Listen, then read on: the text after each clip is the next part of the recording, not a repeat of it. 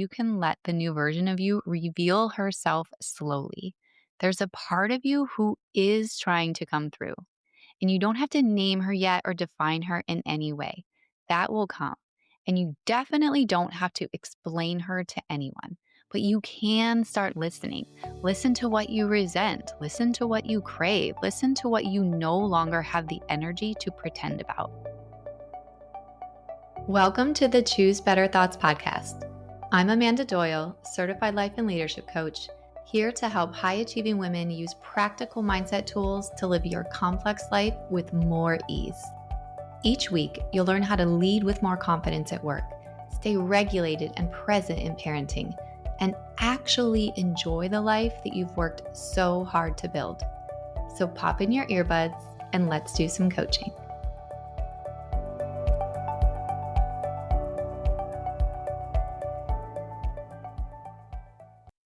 So I've discovered for myself that there's a strange thing that can happen after you stop people pleasing.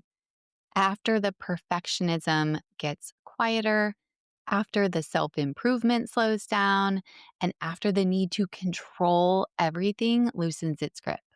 You start to look around at the life you've built, your job, your relationships, the schedule, the roles, and you realize I'm not performing anymore, but I don't feel good. I don't feel free. I don't feel how I thought I would feel. I actually feel stuck. I actually feel even trapped. Not because anything is falling apart, but because it doesn't feel like you anymore. It doesn't feel like me anymore. You might find yourself fantasizing about escaping your own life, not in some big dramatic way, but in a quiet moment where you think, I just don't want this version of my life. Even if you created it, even if you worked super hard for it, even if it's what you thought you always wanted. It can feel like waking up in a room that you have lived in for years, maybe your whole life, and suddenly realizing the windows don't open. This sort of trapped, stuck feeling in a beautiful life is what we're talking about today. The space after people pleasing and perfectionism, when you've done the internal work, you're not trying to earn your worth anymore. And yet the life around you still reflects an older version of you. And I will say this up front, this is where I have been for the last 2 years. I've been in this place where I can see this trap, but I do not have a clean solution. I am not yet on the other side of this mentally or emotionally. I am still in it, but I've learned enough to name it. And I think that's worth sharing if any of you can also relate. So, today we're going to talk about what this trapped feeling really is, why it shows up now, what the urge to escape is trying to tell you, and how you can stay with yourself instead of numbing, quitting, or running away too quickly. Not to fix anything, but just to name it while it's still unfolding. So, this part, the space after people pleasing, after perfectionism, after performance, it's often described like a liberation. But in my experience, and what I hear from several of my clients, is that it does not feel like freedom right away. It feels like disorientation. It feels like a new kind of anxiety. It feels like watching your life happen from inside a version of yourself that you've outgrown. And there are good reasons for this. Reason number one, our nervous system is still wired for control. People pleasing, overfunctioning, being easy were never really just personality quirks. These were strategies that you built to keep you safe. So when you stop performing, your body does not immediately relax. It often actually panics because your old safety signals, approval, harmony, usefulness are gone, and you haven't built new ones yet. I feel like this all of the time these days. My old anxieties of how to get through the day are gone, and I am left with an empty canvas for new existential anxieties. You might also be in between identities, and your nervous system doesn't know if it's safe here. Reason number two why this feels hard is you've lost your external reference points. When your life has been shaped around other people's needs and expectations and approval, you get really good at scanning for cues. How do they feel? What do they need? Who do I need to be here? And when that scan drops or gets a little bit quieter, it can just feel like this silence. No cues, no immediate sense of direction, just you and your confusion. The third reason this might feel so hard is that you might be grieving your past self. She shaped so much of your life. She made things work. She got you here. And now you're sort of realizing, you're sort of waking up to this idea that you have changed. Your needs, your values, your boundaries, they are evolving rapidly, but your life has not caught up yet. And that's a kind of grief that has hit me hard. And I didn't know how to recognize it until my therapist pointed it out. It's the grief of waking up, the grief of realizing you have built something so beautiful, but it no longer fits you. And finally, the fourth reason this can feel so hard is there's no immediate next thing. This isn't the part where you leap into the next big version of your life. This is the in between. This is the transitional time where clarity has not arrived, where the new story has not taken shape, where it feels so tempting to escape or numb or fix or burn it all down or go backwards. But maybe what's needed here is simply staying put, sitting still, which is not easy for me or I bet any of you who listen. Staying long enough to see what is actually true underneath the old roles and the old habits and that old version of you. So let's talk about how you can actually stay with yourself when the old life no longer fits and the new one hasn't formed yet. There is no checklist for this part. I wish there were. There's no 5 step plan to rebuild your life overnight. And honestly, if there were, you might just use it to create another version of the trap. Because I think this phase does not require a plan. I think it requires presence. So, here are a few ways that you can stay with yourself here without numbing, fixing, or escaping too fast. Number one, let the urge to escape be information, not an action plan. The impulse to run, to blow it all up, or withdraw, or fantasize about starting over, it isn't wrong. It's actually completely normal in these transitional periods. But I'm learning that it's rarely about the literal thing you want to escape.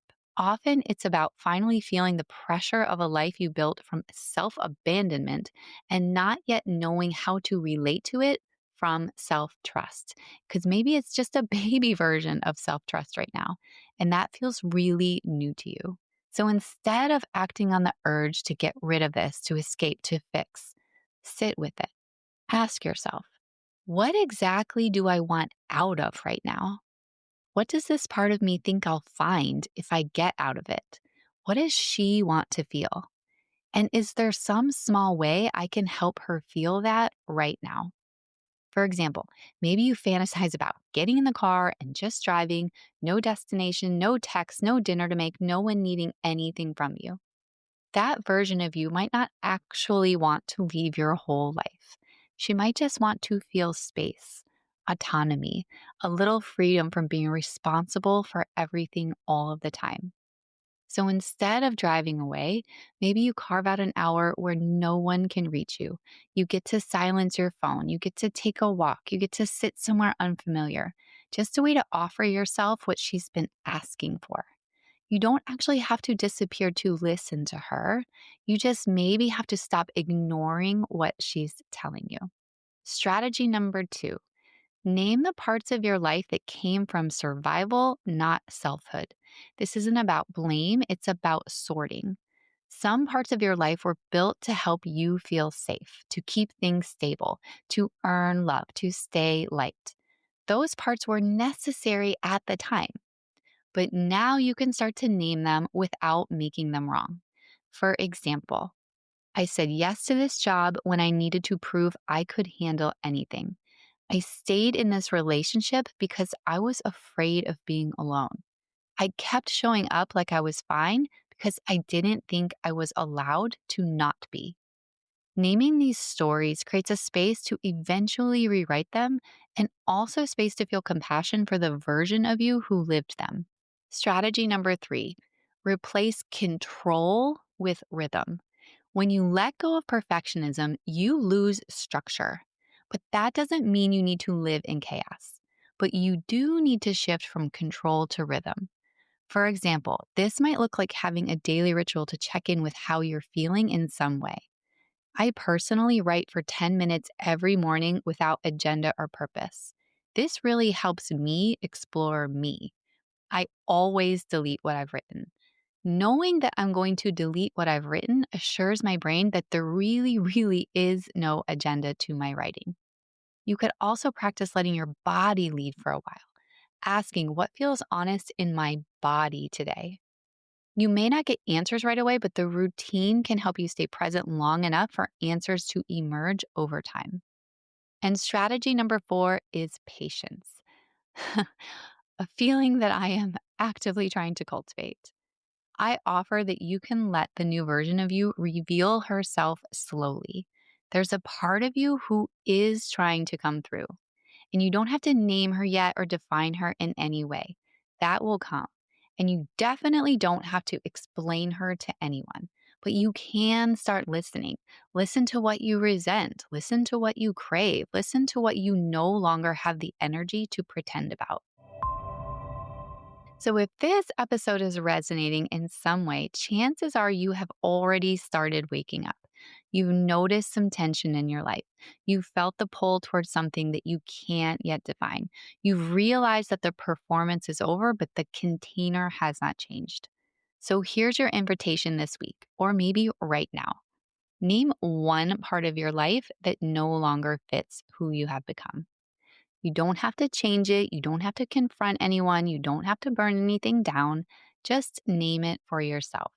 You can write it down or say it out loud or just sit with it in silence.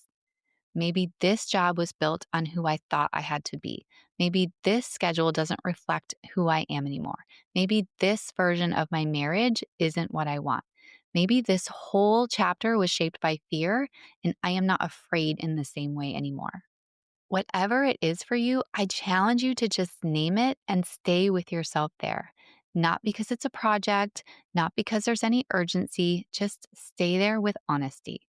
This is how the next version of your life starts to form, not through reinvention, but just through a refusal to disappear.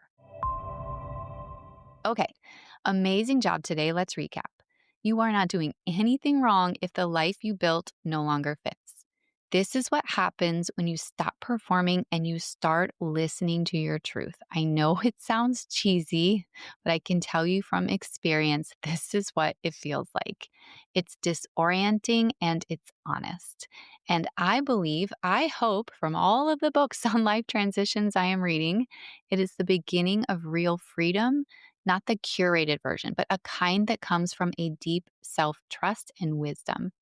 So if this is where you are right now, right with me in the in between, noticing the trap, not sure how to move, this is the work I do on myself and with my clients every day. Inside my coaching program, we hold this space together, the unperforming, the reorienting, the slow, grounded return to yourself. So if you want to explore the work more deeply, I invite you to check out my coaching program. I would love to meet you. And if all you do this week is name what no longer fits and stay with yourself in that honesty, even for a couple of moments, that is more than enough. Thanks for listening, and I'll see you next time. Thanks for listening to the Choose Better Thoughts podcast. If this episode gave you a new perspective, please pass it on to a friend or leave a quick review. It helps so much. And if you're ready to go deeper, this is exactly the kind of work we do inside my coaching program. I offer weekly live coaching, access to my full self-coaching course, and daily motivation in an intimate community. You can learn more at choosebetterthoughts.com. Until next time, remember, you are already enough, and change gets to feel good. You've got this.